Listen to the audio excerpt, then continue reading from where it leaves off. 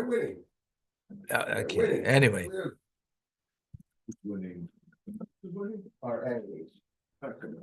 well, They're weakened. It's gonna take them 50 years to rebuild. You know, if okay, but we 70% of a wildfire, you could say you brought some of it under control. But you brought 70% of a wildfire under control. Well, what's going to happen? L'chaim v'bracha. Welcome, folks. I don't agree with you, Victor. Okay, but we're going to have this discussion right now. If you've controlled the wildfire 10% or 80%, do you have control? No. Or is it only when you have 100% control? So we have a debate over here amongst the sages. We have wisdom in this room over here just from two people. Whoa. Over 150 years. Then you put in the rest of us, and then we add up to about 160. That's me generous. Right. Because we're not yet 5 of Chumash and Rashi, right? We're not yet 5 years old. We just finished learning Chumash and Rashi. And in Chumash and Rashi, we're having a question about the plagues. We just are in the midst of the 4th plague. Right? I did break what he says. Hi.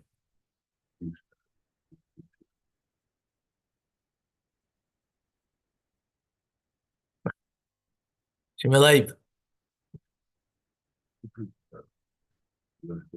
One second, God forbid. Menachem Hillel, is anybody being put down or being elevated? When you say over 150 years of wisdom, that's a lot of wisdom, right? No, God forbid, not putting down. Not putting down. Shimeleib. Oh, yeah. Look at that. No, that's right. That's right. Yeah, come on. 300 years ago, I don't know more than us. Today. Today, a 5-year-old knows more than us because they know how to run a computer better than us. Oh, how wonderful it is. Speak for yourself. Oh, okay. Okay, I'll do that. You're right.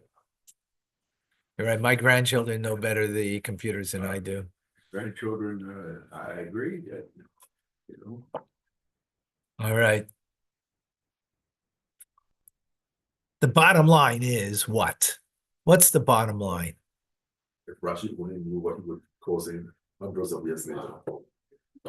He is now, being elevated, as is the Alter Rebbe, because there's so many people engaged in his teachings now, more than when he was alive. There are more people studying Rashi now than ever before in history. Imagine that, and how beautiful that is. And thanks to the Rebbe's teachings, we have a deeper understanding of the Torah portion of Rashi and Rashi's explanation than there has ever been in history. So even though we might be midgets, but we're standing on the shoulders of giants, and therefore we have a greater capability to seeing deeper, more profoundly than even previous generation, than even Rashi on his own explanation of Rashi. Because remember, when Rashi is giving a teachings, or for that matter, the Alter Rebbe in his teachings, right? It's with divine insight. It's divine prophetic,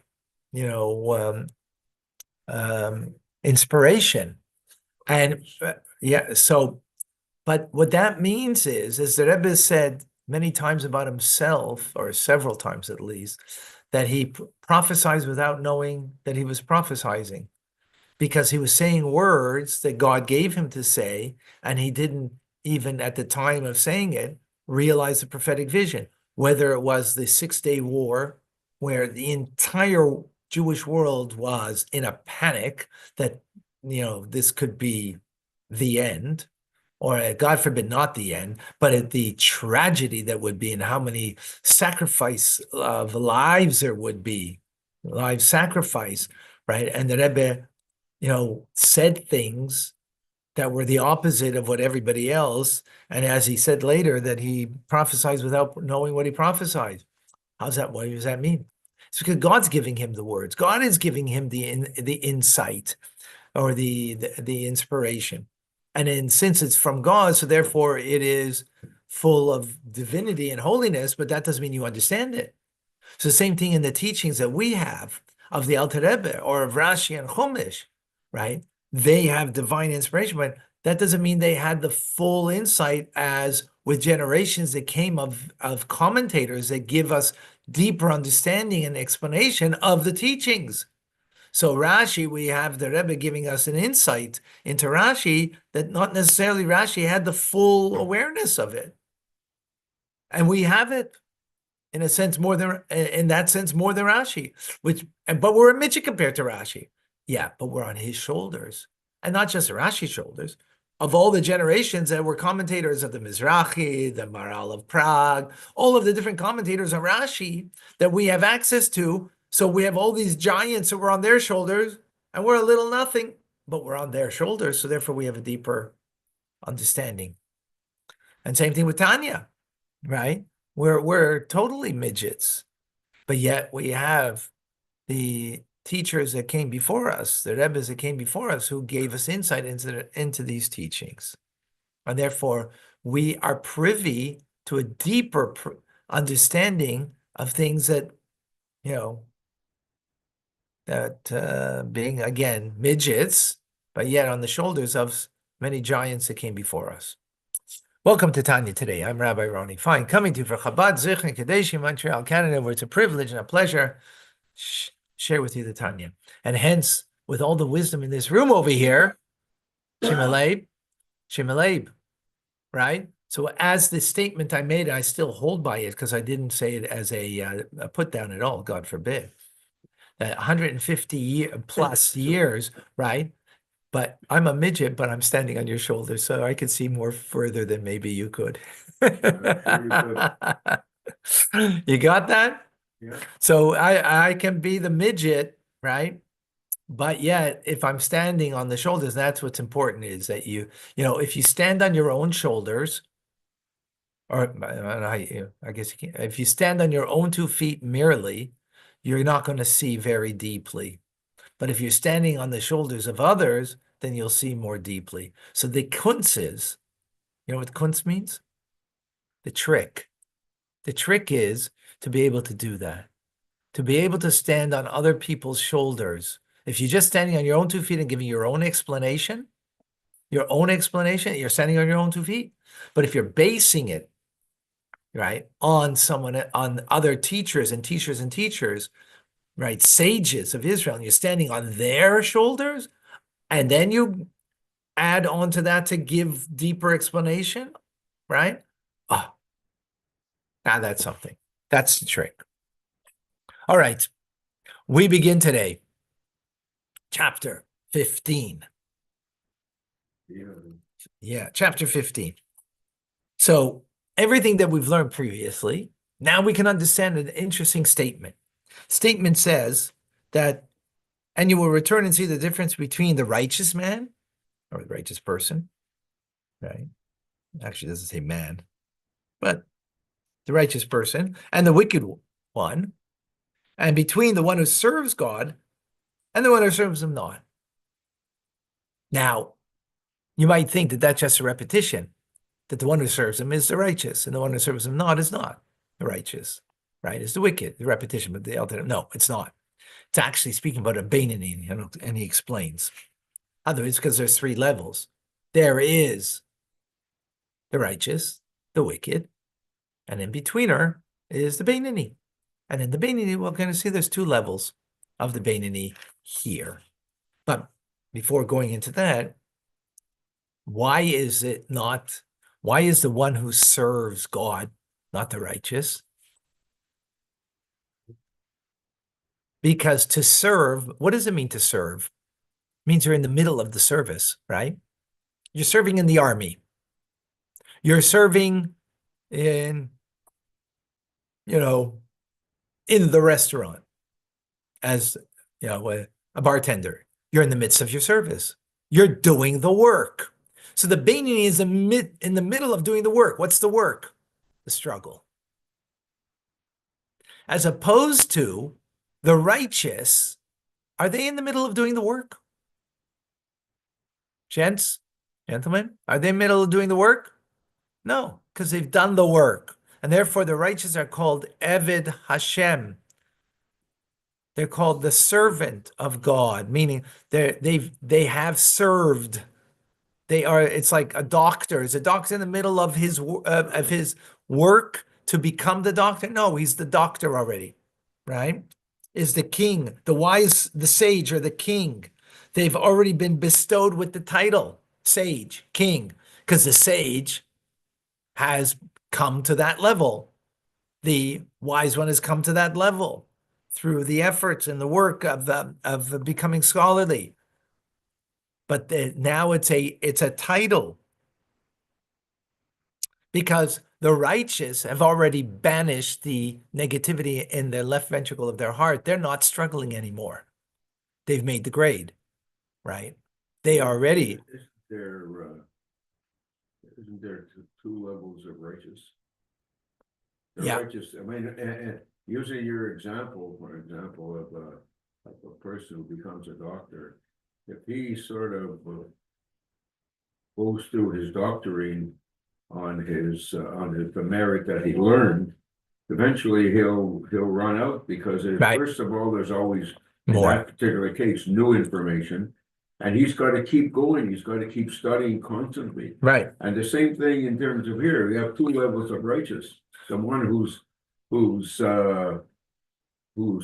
overcome his struggle, and the one who's still struggling, but Excellent question. Excellent question.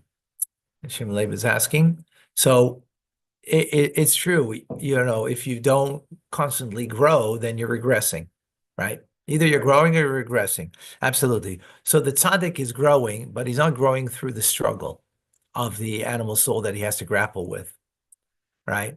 It's not like he has to go through med school to struggle through med school. He has to now grow in becoming more learned, but he's not grappling with the struggle, right? Remember, it's a metaphor, so we have to take it for the metaphor's sake and not run off with the metaphor on its own and make it its own reality, right? Because it may not fit exactly, right? But so the idea over here is that the righteous is not grappling, not struggling, right?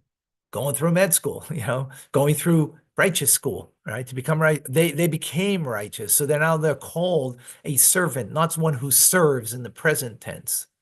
Because the term that we used in the that we quoted, one who serves and one who serves him not. Serves in the present tense, meaning, what does it mean you're serving in the present tense? What's the serving in the present tense? Is that you're struggling in the present tense, right, with your animal soul. So who could that be? Because we already spoke of the righteous and the wicked. So that's the Beinoni, who's struggling because they have an animal soul. So now the question becomes, what does it mean, one who serves him not? So that's not wicked, it's the Beinoni. But there is a level of a Beinoni, right? There is a level of a Beinoni that doesn't have to struggle. And yet he's not wicked. Why doesn't he have to struggle? Because in his life, he never commits even a minor transgression, always is studying Torah, but he still isn't serving God. Why? Because he doesn't wage a battle.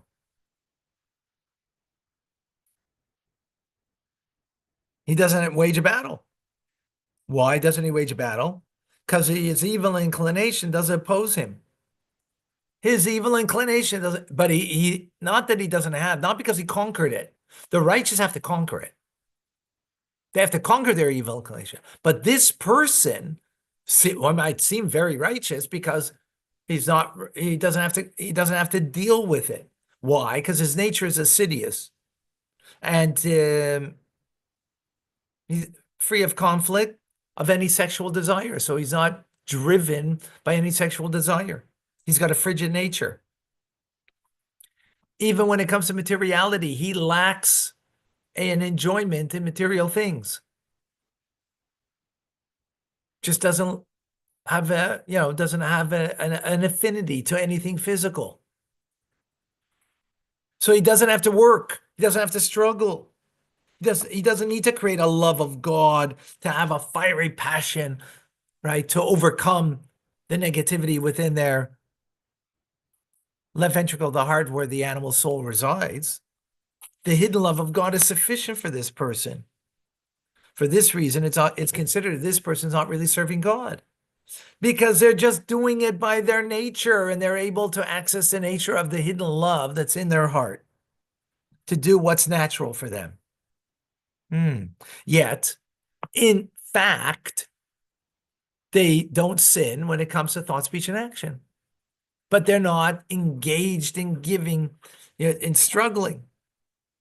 So what do we see over here? What's the point over here?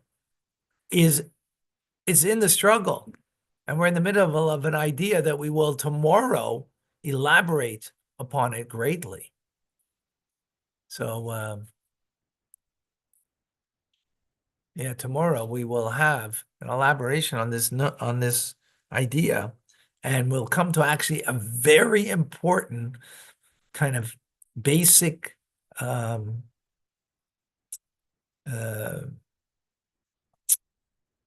what's the word I'm looking? Principle, a basic principle that's a very important one to live with.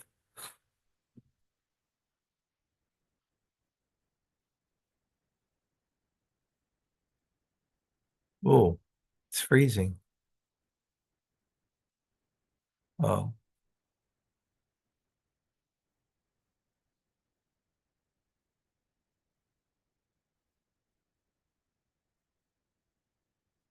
the feed is off.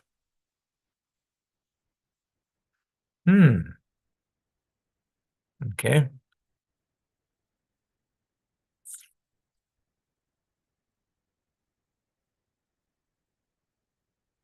Is that only on Facebook it's freezing? Is it freezing also on YouTube?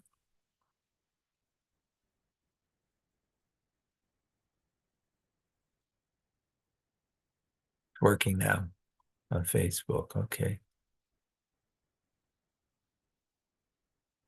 Got it. All right, folks.